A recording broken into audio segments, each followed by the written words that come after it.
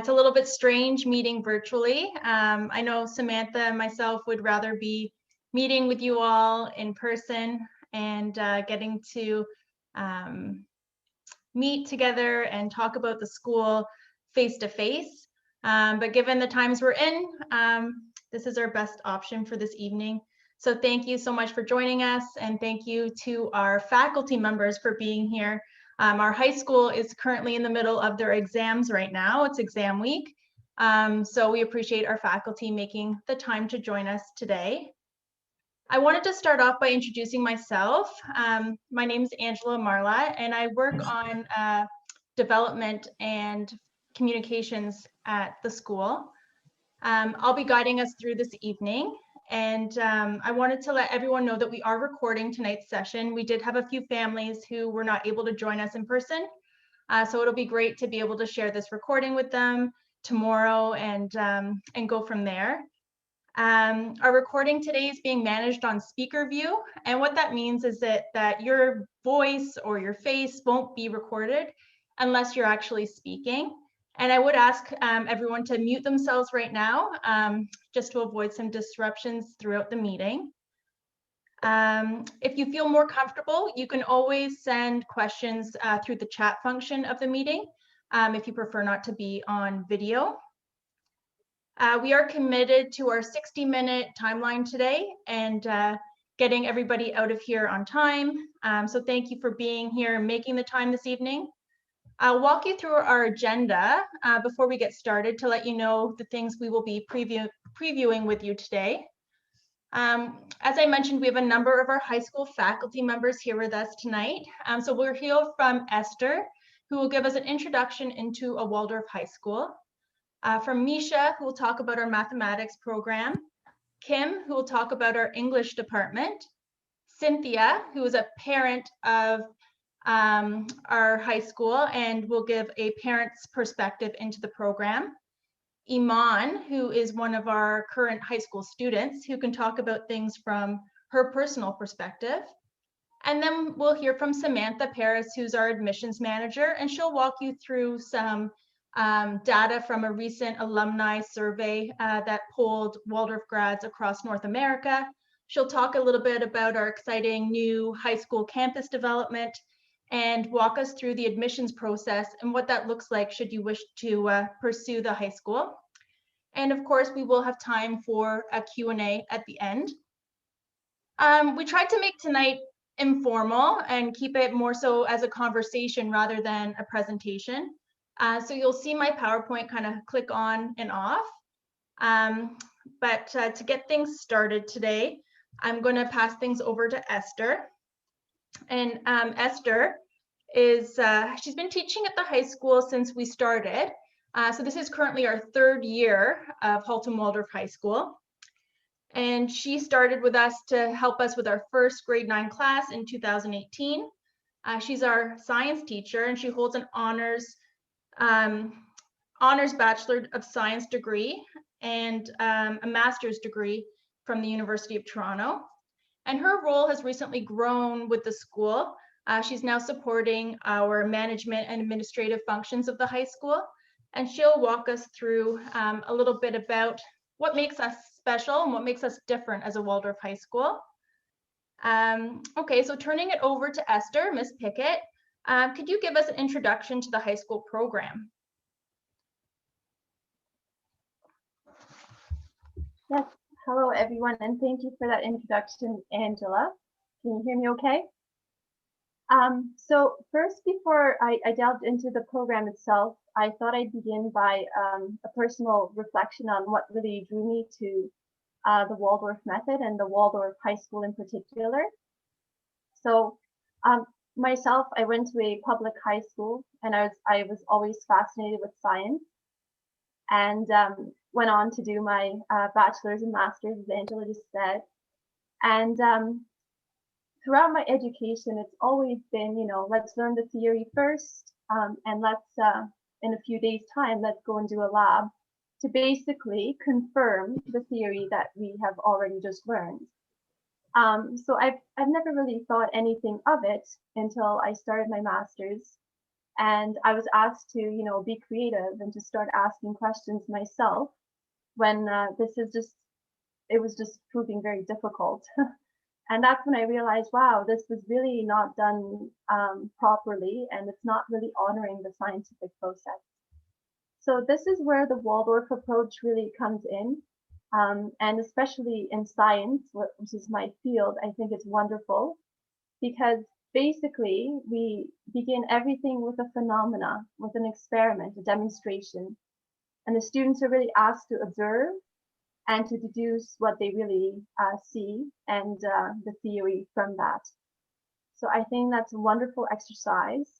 And it really supports creative thinking and also thinking outside of the box, which are very valuable skills to have in today's time.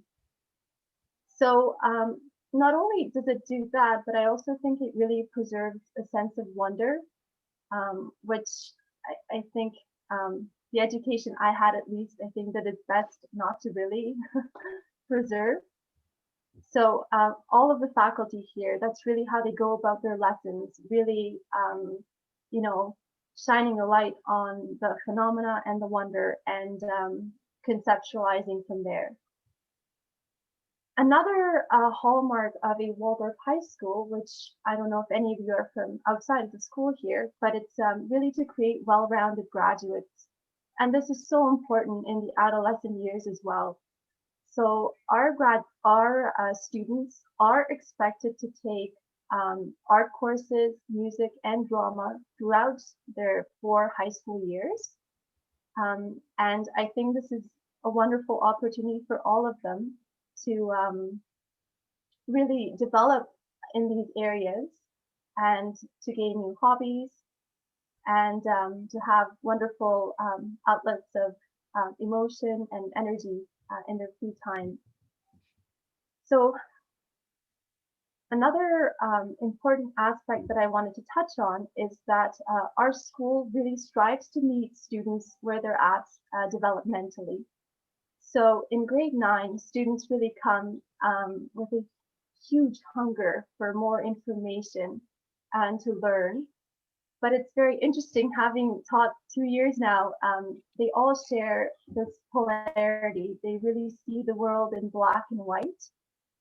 And our teachers help them to overcome this and go through this stage by really exploring this in the curriculum. So for example, in grade 9 art, they do a lot of black and white drawings. In their drama main lesson block, they study tragedy and comedy. And then as the years progress, the questions become different and the students' needs become different. And the faculty here really strive to deliver the curriculum in a developmentally appropriate way. So in grade 10, they're ready to answer the question of how do things work? We really get down to the mechanistic aspects of things. In grade 11, we explore the why, and we do a lot more analysis and synthesis, which is so wonderful to see. And our program also offers very small class sizes, which is a huge asset. All of our students are really seen and heard. Having said that, there's nowhere to hide, so they're all coming to class, all in. They're very engaged. And on top of that, they develop a close relationship with all the faculty members. And I think most of the faculty members also act as advisors to them as well. And also because of the smaller class sizes, the students are able to do fantastic trips outside of COVID times. So during physical education, the first year's grade 9s were able to go sailing, golfing, all of these amazing sports that normally would be difficult with a big group. And a lot of bigger trips that are planned for each year as well. So that's the summary I wanted to present about our program.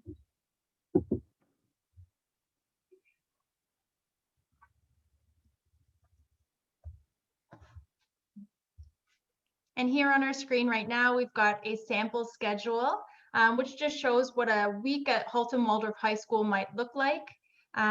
We talked a little bit about the main lesson, the 4 weeks that really get dived into a certain subject, and that subject matter switches every 4 weeks. And then the other lessons that happen through the day and how that changes day by day, and sometimes changes by semester and by week, depending on the schedule at hand.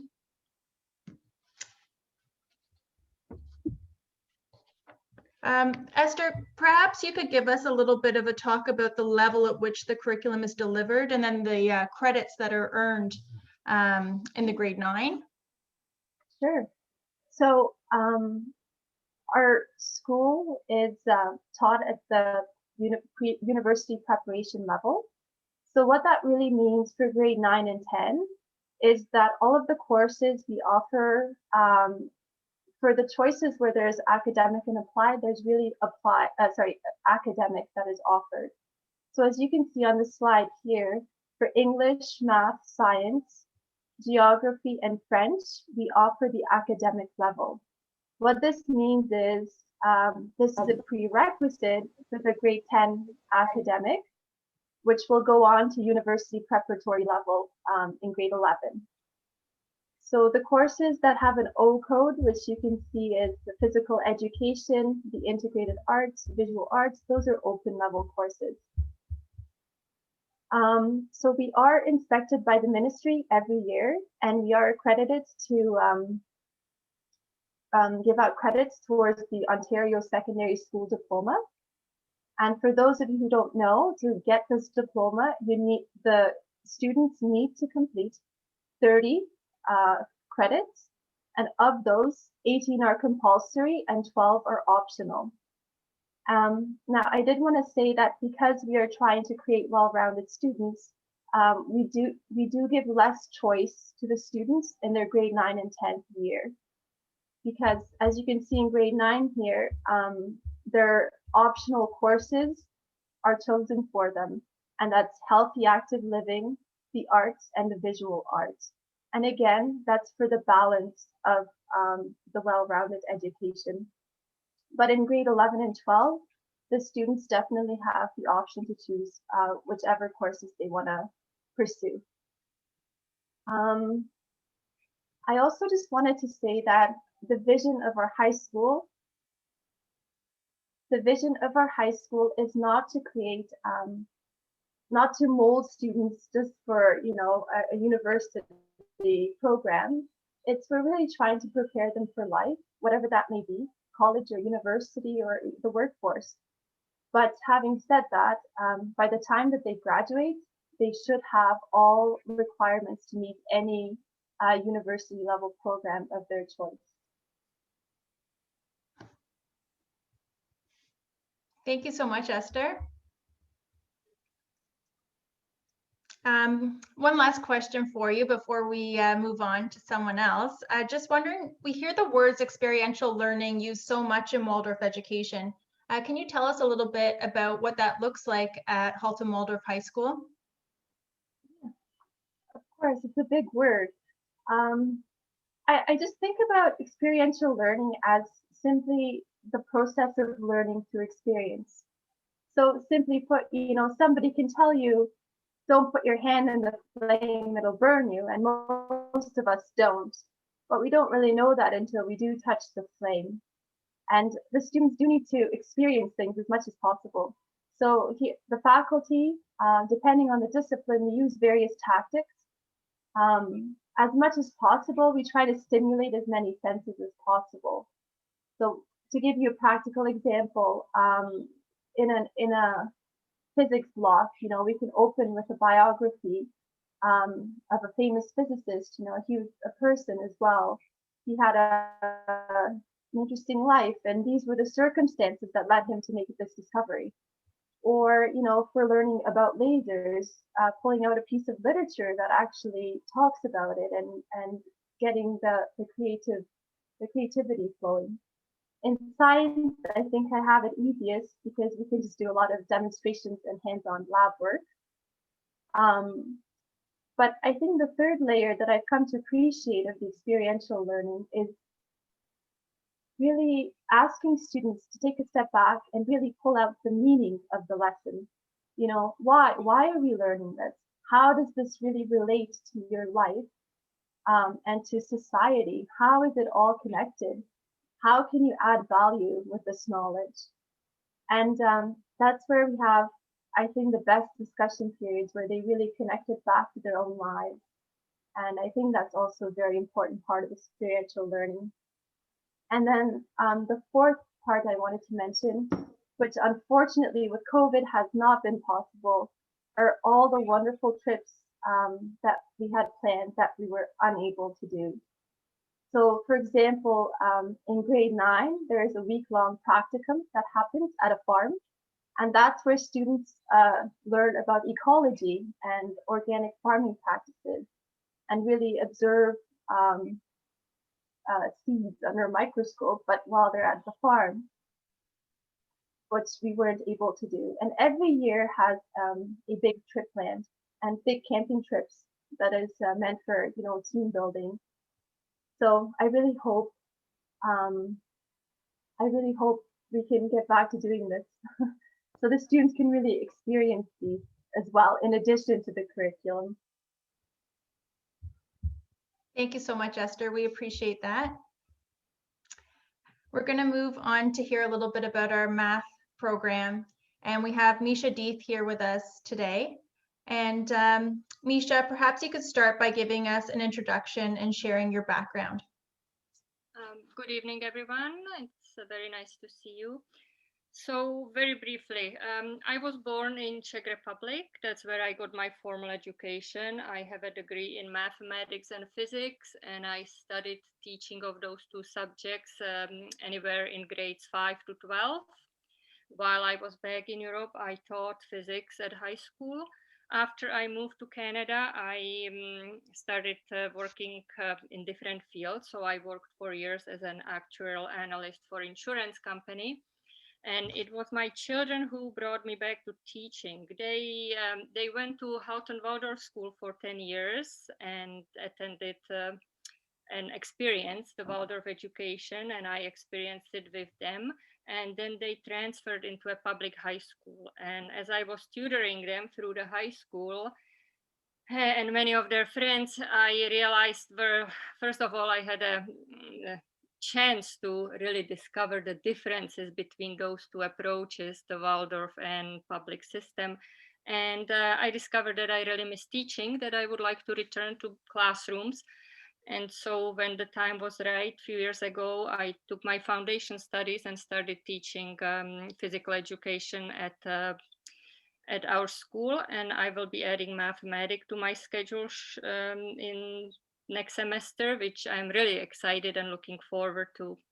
And I'm looking forward to teaching some of your children. And I guess that's it, Angela, from me. Thank you so much, Misha. That's wonderful. We talked about high school academic math being taught in grade 9 and 10, and then university prep math being taught in grade 11 and 12. Can you share your thoughts on our math program and how it differentiates from the public system? I will gladly do that. I must point out, Esther mentioned already so many important points, which I will not be repeating, but I would like to focus maybe on two. So as was said, we are teaching math all at the academic level in our school. And one of the major differences I noticed between the public and Waldorf education is that at Waldorf schools, we are actually building a whole picture for the students. And I would like to use an analogy here to explain what I really mean, because I kind of like analogies. It's to me, it's a bridge between the definition and the aha moment. I really get it.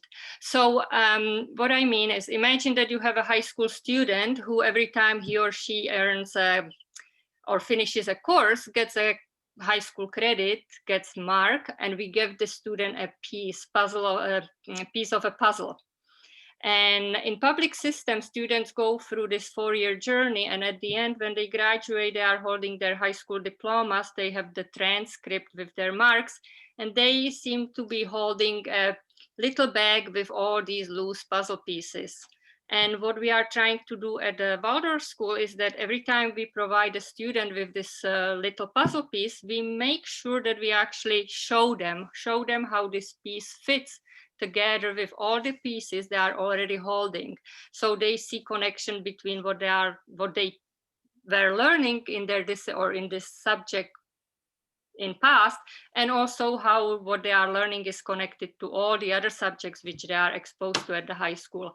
And I feel that it's extremely important to have this, because when the student graduate after 4 years, the student is looking at the complete picture. And this complete picture makes it much, much easier for them in grade 11 and 12 to be able to make a decision which area of studies they would like to focus after their high school years. And also, I think that it also gives them a great opportunity to transfer skills between disciplines. So whatever they are teaching in math, or learning in math, they can apply it to physics or social studies. And I experienced that the public school students very often don't see these connections. So that's, again, extremely useful skill to transfer the skills between the disciplines and knowledge, because we are educating students who will be graduating from university 5-8 years from now. And our environment is changing rapidly, and we really don't know what the professions which they will be entering into will really require of them, and what they even will be looking like. So being able to transfer the knowledge and skills from one place to another will be useful skill. The other very important difference, which I would like to mention very briefly, is that in mathematics, public system is really focused on delivering a knowledge and learning skills, practicing. And what we add in Waldorf math classes is that we actually focus on developing also mathematical thinking, and we try to foster the enthusiasm for learning in the students for all those years they are with us. And I guess I could go into examples how we do it, but I think that Esther already mentioned so many of them, so I will stop here. Thank you so much, Misa. That's wonderful. You also teach our physical education program courses in the high school. And understandably, I know this year you've had to modify your program to meet some of the COVID restrictions. But we'd love to hear, what does physical education in a Waldorf high school look like under regular circumstances? So the program has two major parts. There is a portion which is taught in the classroom, and during these class sessions, we are trying to teach our students. We talk about holistic approach to health. So we talk about physical, we talk about social, mental, and spiritual health. And we are trying to equip the students with knowledge and skills to make healthy decisions for themselves now and anytime in the future. The other part of the program is much more exciting for students. That's where they get those experiences which they are looking for and missing right now. And so we provide them with opportunity to experience all kind of physical and leisure activities. And hopefully one of these will appeal to them so much, then again, they will keep it as a lifelong hobby. So the students, as Esther already mentioned, were doing golfing, they were doing sailing. We will be adding, or they will go and do downhill skiing, cross-country skiing, skating in winter. Rowing. We are looking at the opportunity to add actually horseback riding and tennis. And yeah, that would be it, I think, right now. Thanks so much, Misha. And I forgot to put up some of your slides when you were talking about the mathematics program. I don't know if it's relevant at all to go back to that. I know you gave me a sample of some of the work that the students have been working through, but I don't know if you have anything to add on these visuals. I guess I think that those visuals speak for itself. These are pictures there are pages which students would be creating in our trigonometry classes. And yeah, as I said, we are trying to make it exciting for students. So I don't think that you would ever find anything like this in public school children's workbooks. So yeah, as I said. Thanks so much, Misha. That's wonderful. Well, I know we're excited to hear a little bit about our English program, and we have Kim DeBon here with us. And Kim, perhaps you could start by giving us a little bit of your biography and then share a little bit about the English program at the high school. Sure. Hello, everybody. My name is Kim DeBon, and I've been with the Waldorf School since its opening, and very excited to be here tonight speaking with you. I've been an educator for about 28 years. I've worked in boarding schools, international schools, single-gendered schools, day schools, and I think that diversity really gives me a unique perspective as I enter the Waldorf School. I teach English, language, and literature at the school, and I think what I love most about teaching at the Waldorf School is it offers an opportunity for what I call soulful teaching. And hopefully that soulful teaching translates into soulful learning as well. And I think we also are able to foster a love of learning so that we love our disciplines. I think all of us are passionate about our disciplines. I hope the students feel that, but we don't just teach disciplines, right? We're teaching the love of learning, hopefully, and how to learn. So all of these things really, really matter to me as an educator. I think some things that set us apart from other schools is our size. We're a very small, intimate environment, and I can't overstate that enough. The fact that we have these intimate classrooms where students, I think, feel free to take intellectual risks that they might not otherwise in bigger classrooms where they might feel inhibited. They develop such strong relationships, such deep relationships because of our size. And I think they realize that their teachers are there in a position of trust and privilege. So we work with them every single day. And I think they feel that. We also at the Waldorf School, I always keep these three things in mind. We are interested in students in their heads, their hearts, and their hands.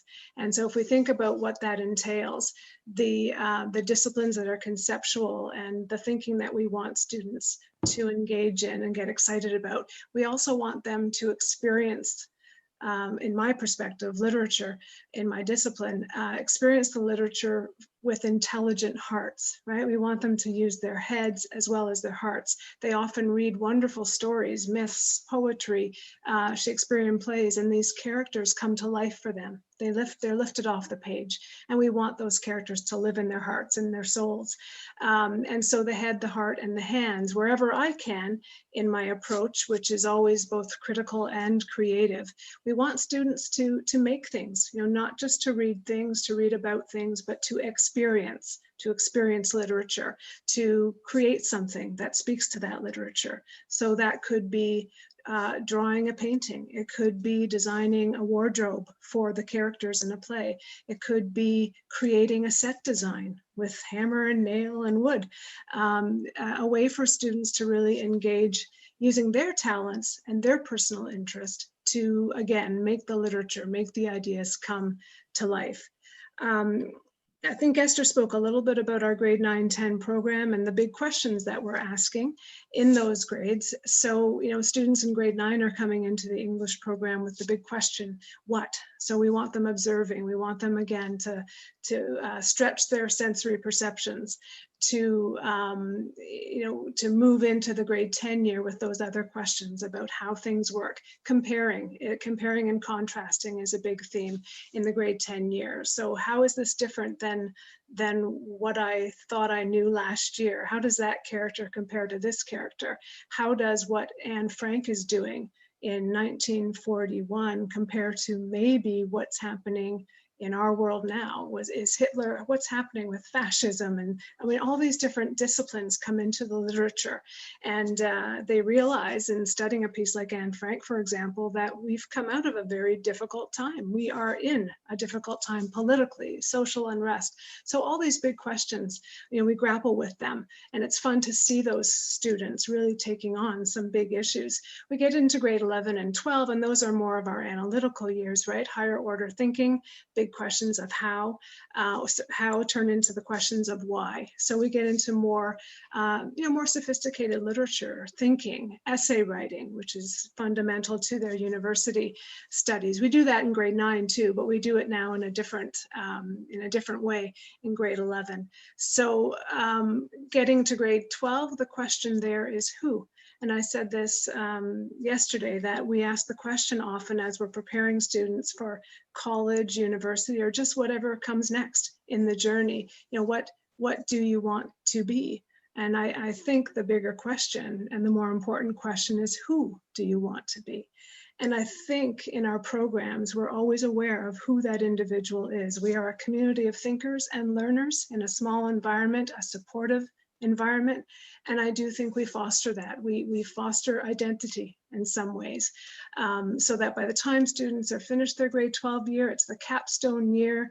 They figure out a little bit about their identity by journeying through some of these great sort of iconic figures in literature, and they bond with them, they connect with them, and they have a better sense, I think, of who they are and what world they are journeying through, and what contributions they can make, knowing themselves a little better in grade 12.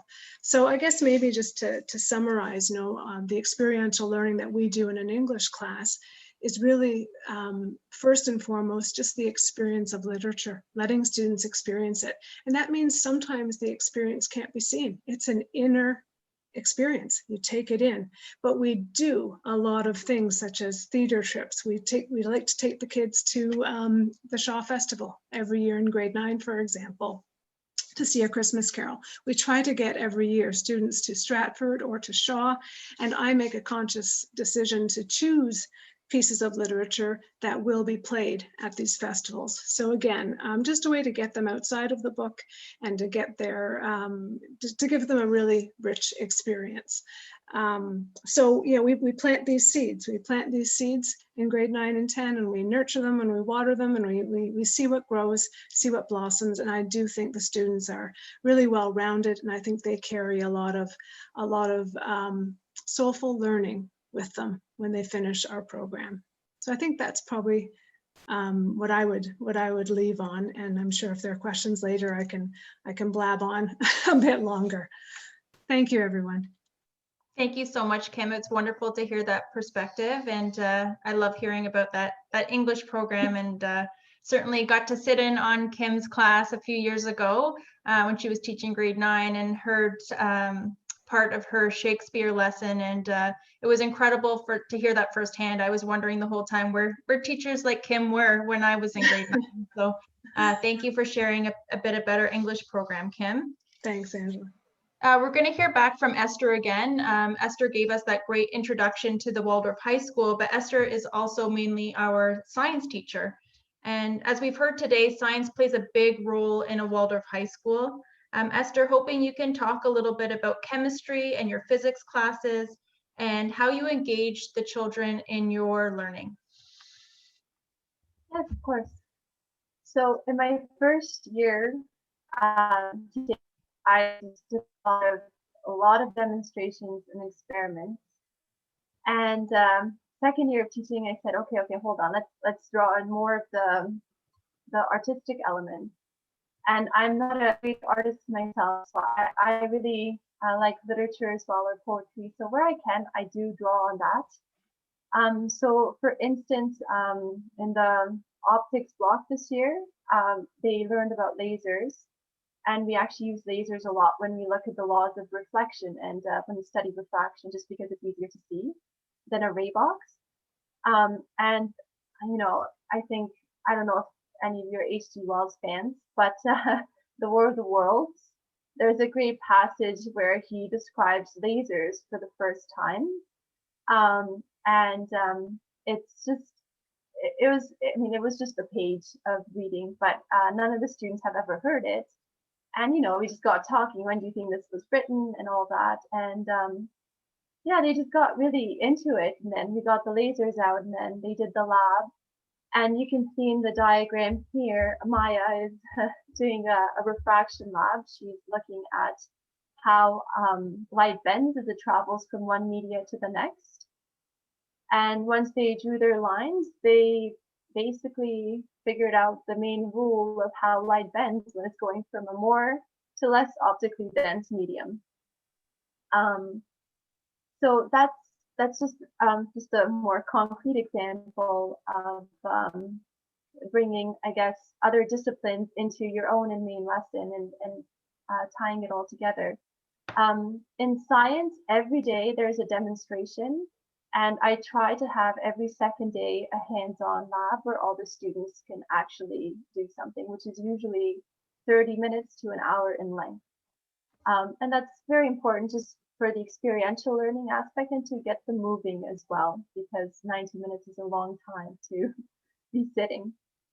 So the top two are the grade, this year's grade 10s doing their optics block in physics, and the bottom are the grade 11s doing their chemistry labs. So the first lab, actually, one of the students brought in a device which made it possible for us to determine the concentration of sugar in like a mystery solution. And they got it to less than 0.1% accuracy. I was very impressed. And in the second picture there, Brandon and Iman are doing a titration lab, and they were just so meticulous and did a wonderful job as well. And again, just I think it's very important for them to see the application of the equations that they learned. And not just that, but tying it in with, you know, science and technology and with other career paths out there. Going back to my original comment of, okay, why is this important? What can I do with this? And how can I make society better? The grade 11s are definitely very interested in that this year. So I can't wait to see what grade 12 brings in terms of that. Wonderful. Thank you so much, Esther. So we'd like to share a couple perspectives with you, one from a parent and then one from our current student, and hear their thoughts on things. I'd like to introduce everyone to Cynthia Anderson. Cynthia, your daughter attended Halton Waldorf School for Elementary School and continues her studies now in the 10th grade in the high school. Can you talk about your daughter's experience so far? She has had a great experience at the high school. What I have observed is that she has learned how to learn and how to think and to be curious and ask questions. So the class sizes are really beneficial. There's a real, they get to know their teachers, and so they can have conversations and ask questions. And so it fosters a real sense of community amongst the teachers and the students in the high school. And this means they're there to support each other. So when the kids have questions about their homework, if it's, you know, it's in the evening, they can send each other a message, and they've got each other's backs and they help each other out. They do things together. So for example, they have a music class together where they can play music together, but then their assignments are handed out to them by grade. So even though they're together, they still have their grade appropriate assignments. So they went hiking and biking together this year, which was really great for them to have a group together. They weren't able to go on their trips like they usually do in their September trip to go on the welcome camping trip. And they had a Christmas party at Christmas time together. And this year they were able to go walking at lunchtime, which was really nice. They could kind of get out and stretch their legs. I asked Isabel about the clubs. So she said, Mom, we're allowed to make any club we want. We just need 3 students and a teacher. So this year they made a cooking club. So on Friday nights, they would do cooking together on Zoom. And so that was really neat and something the students were enjoying. Last year they had a culture club. So there was an alumni parent who organized different culture outings. So they went to an art gallery and a ballet, and they went to dance at the Toronto Waldorf School. So it's our other local Waldorf high school. So some teachers and parents took the kids up to the dance so they could experience other students.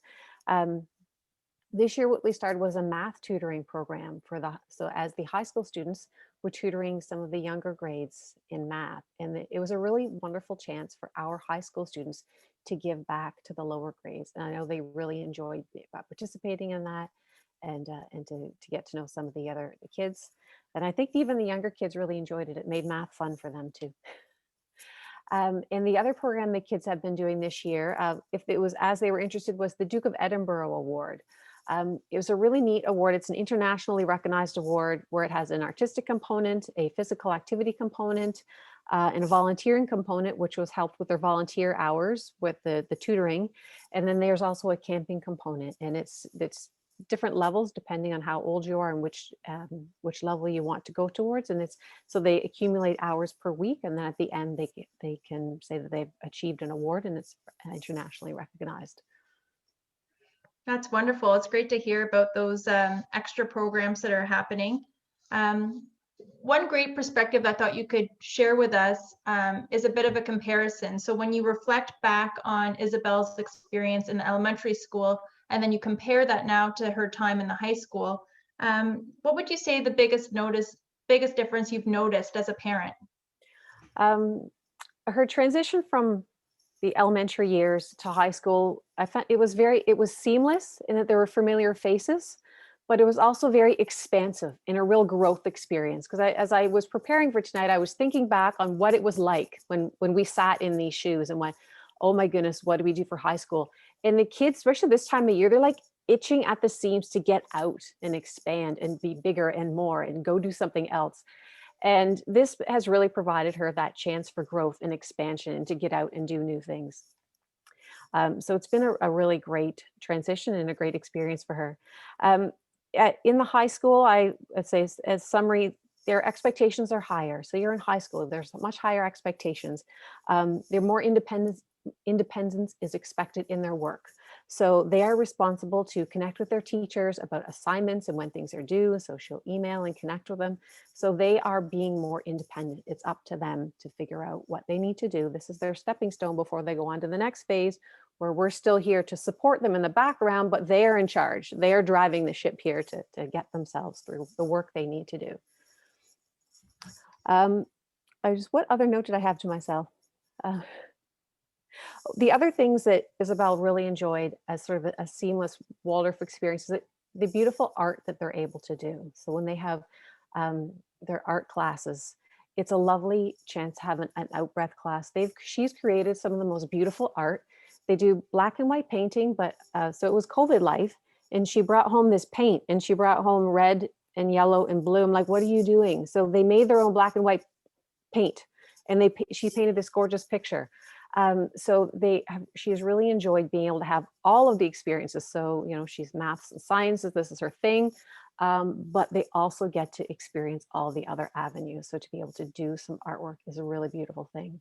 And it really carries over really well from her younger years, and the trips and the adventures and all the things. Well, they will eventually get back to doing. That is something else we always do as Waldorf students, right? Our kids always go on trips.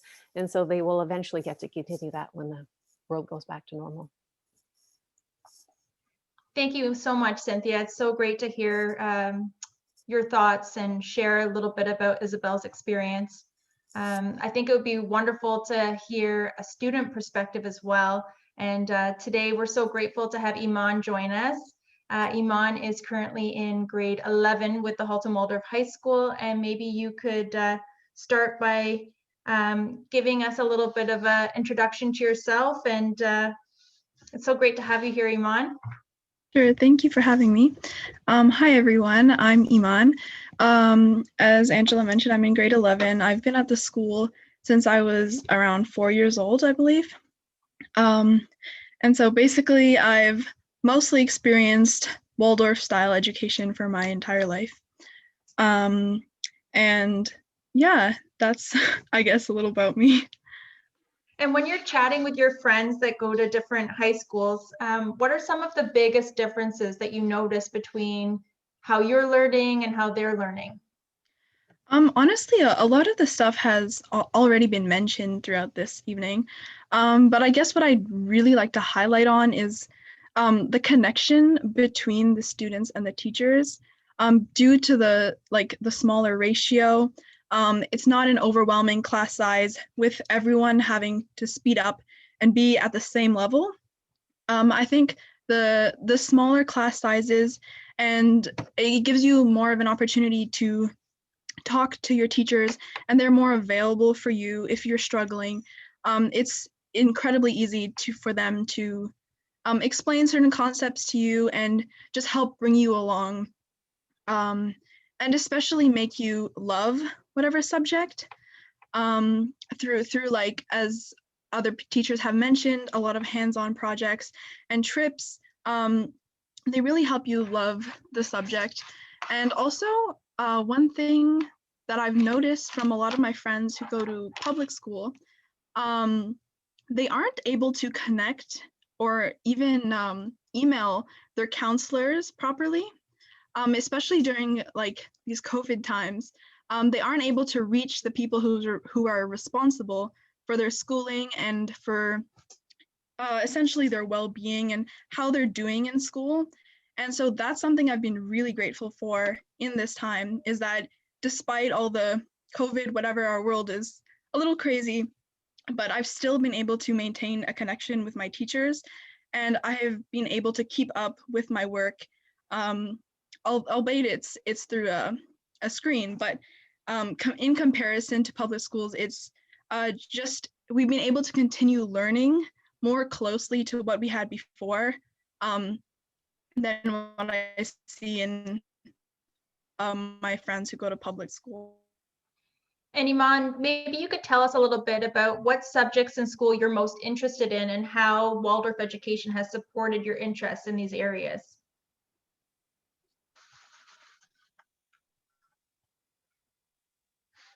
Oh, did we lose her? It looks like her screen might have froze. Okay, well, if she comes back, we will jump back to Iman. But in the, I think we'll continue with our agenda, and if she does pop back on, we can throw it back to her. She has pretty bad internet. She's coming back in.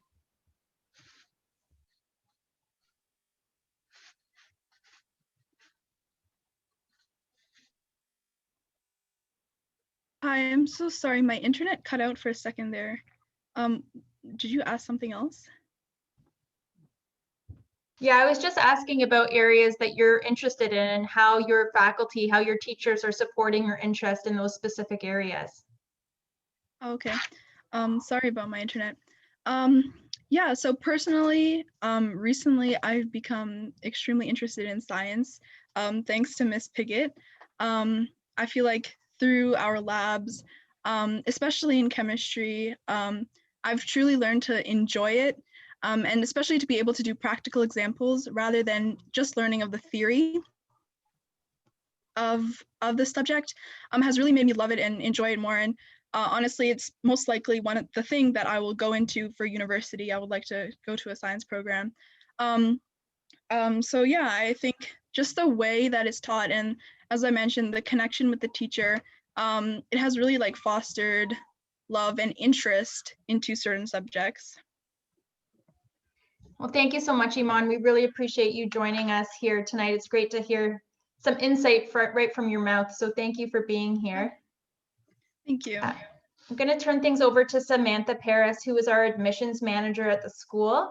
And she's got some exciting data to share with us. Thanks, Ange. Yeah, so my name is Samantha Paris. I do admissions at the Halton Waldorf School, right from our parent and child program all the way through to the high school, of course, in conjunction with our wonderful teachers. Ange, can you pull up the slides? So, oh, thank you. Okay, so our teachers and students here have given like a really great overview. I just want to touch on a couple of things as well.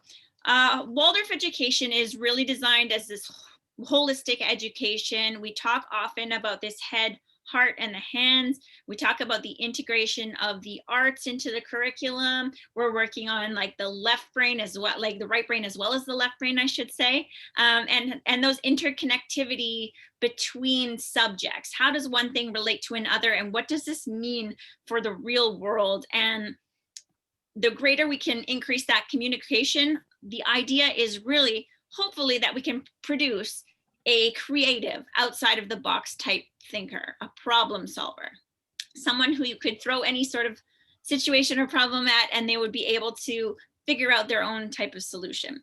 So what we have here is some survey results I'm going to present to you. OSNA, which is the Association of Waldorf Schools of North America, of which we are a member, created a survey recently, and they surveyed over 1,000 Waldorf high school grads.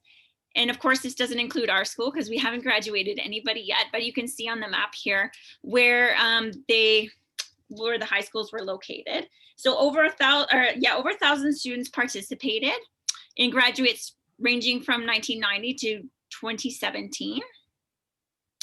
And basically what they were looking for here is, where did the students end up? What do they value? What do professors say about the children who come out of these programs? So we have great stats here. Waldorf high school graduates, 98% go on to attend college or university. 95 feel prepared for college or university. 90% get into one of their top 3 choices, and 87 would recommend a Waldorf education. Some other stats that came out of this were, what do they value? And it is a 12-year curriculum. So I'd say this is throughout the whole early childhood into the lower school and into the high school, of course. But I think throughout that process, we value things like being open-minded, being creative and innovative. They empathize with others, they think in whole pictures, and they are able to take leadership roles. So essentially, the study was able to say that, what we set out to do at a Waldorf school is really what we produce at the end. And some of the professors had some really wonderful things to say about the students as well, and how they see things differently, how they are creative problem solvers. Okay, this chart here shows what kind of undergraduate majors they go into. So largely they end up in sciences. So between STEM subjects and the social and behavioral sciences, it's about 45%.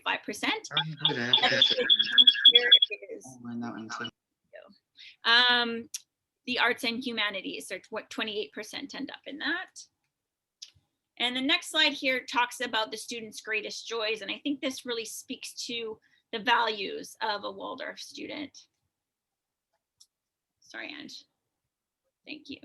Okay, so family, friends and community, practicing the arts and the hands-on activities, and helping others, as well as being in nature, which is really a big piece of Waldorf education right from the beginning. Relationships are something very big at a Waldorf school, like relationships with each other. The peers often move up and graduate, from one grade to the next with the same teacher, even in the lower school. And those relationships are really deep and formed. That's not to say you couldn't enter in at the high school. Absolutely you can, and especially being such a small group, that it really is, it's important to them to have these really solid relationships. Okay, so I'll speak a little bit about our campus. Our campus is currently, so our high school currently operates at the lower school location in a portable this year. But as you can see here, these are photos of the development, and the building is under construction, and it's absolutely stunning. So far, you can see these beautiful tall ceilings. We have 4 classrooms in there and a shared common space, as well as like outdoor space classrooms as well. It's been the intention all along the intention really to have a green and sustainable build right from the beginning. So right from the design process into the build. And it is absolutely our intention to be open in September. I'll talk a little bit about the admissions process as well. So if you are an internal student, basically we're looking at re-enrolling the same way you always have. So from grade 8 to grade 9 is a pretty seamless transition. If you are new to our school, it's basically filling out an application form, and then we would set up an intake interview with myself and some of the teachers and do it, you know, a little bit of an assessment to see where we're at and go from there. If we are to, obviously, we're hopeful that we will return to in-person learning. And if we are back in person, after that intake interview, we would likely invite you to attend the school as a visiting student for about a week. And that will just help everybody to see if it's a, you know, great fit for the class, and, you know, that also the student is very much enjoying this experience. So I will pass it back on over to Angela. Well, I just want to take a moment to thank everyone. I promised that we would be done this meeting by 8 o'clock, and my time showing that we've got about 2 minutes left. So I do want to thank everyone for joining us. Tomorrow, you will receive an email from Samantha. She has a recording of this video. If you want to go back and flip back to a section that was of interest to you, she will share our school virtual tour and a little bit of admissions information. And for those of you who have time now and would like to stay, myself, Samantha, and our faculty are going to stay on and support any questions that you may have that have come up